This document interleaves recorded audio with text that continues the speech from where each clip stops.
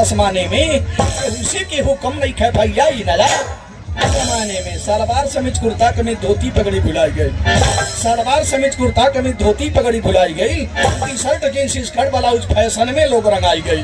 सीना से दुपट्टा हट गई, सीना से दुपट्टा हट गई, सब लाज डूब गया पानी में। बुढ़िया फैशन झारे लगली जवन झारली नाई जवानी में। बूढ़ो कुल मोछी बार रंग के, बूढ़ो कुल मोछी बार रंग के पहुंचे न डिस्को खाने में, उसी के हुक्म नहीं खे भैया ही नया जमाने में। पहले मनैन में धर्म रहल, पहले मनैन में धर्म रहल, नारी समाज में शर्म रहल, परिवार में स्नेह रहल, छलकत प्यारी बोली सत्कर्म रहल। अब बेटवा मारा बापे के, अब बेटवा मारे बापे के, छोटका मारे बड़ भाई के, भोय भसुरे के गाड़ी दे देवर राखे भौजाई के। परिवार में चलत मुकदमा बा, परिवार में चलत मुकदमा बा, मेहरारू पहुंचे थाने में, उसी के हुक्म नहीं खे भैया ही दया जमाने में। मेहरारू को मरद ट्रेंड चाहिए, मेहरारू को मरद ट्रेंड चाहिए, पढ़वैयन का गर्ल फ्रेंड चाहिए।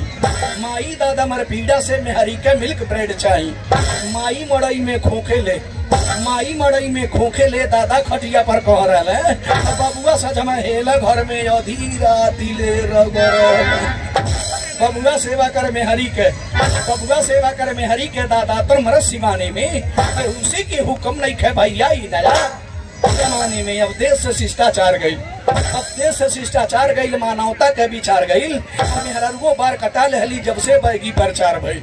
मर्दे के ना मेहरारू ले, मर्दे के ना मेहरारू ले, जैसे लड़का के बोलावेली तो सास ससुर कुछ सिखमा तो झाड़ू लेके धावेली। डर के मारे बुढ़िया बुढ़वा, डर के मारे बुढ़िया बुढ़वा भाग जाना खरिहाने में, उसी के हुक्म नहीं खे भैया ही नया जमाने में। एक दूसरे के सब लूटाता, एक दूसरे के सब लूटाता, चहुर मचलबा हाहाकार, कत्ल डकैती मारपीट खुलेआम होत बा बलात्कार। कानून बिकता पैसा पर, कानून बिकता पैसा पर, कतली झूमल है मस्ती में, कहीं दूध मलाई सड़ता अहके गरीब कहीं बस्ती में। केहू मरत बिन रोटी के, केहू मरत बिन रोटी के, केहू मजा लेता मैं खाने के, केहू से के हुक्म नहीं खे भैया ही नया जमाने में। केहू आंसुक जिंदगी जियता, केहू आंसुक जिंदगी जियता, केहू खूना में खाली पियता, केहू फैशन में तनुघार चला, केहू फटही लुगरी सियता, केहू फेमस बा बेईमानी से, केहू फेमस बा बेईमानी से, केहू फेमस अत्याचारी से, दुनिया कीचड़ में धंसत या नेतन अउरी अधिकारी से। केहू बाटा धन जुटौले में,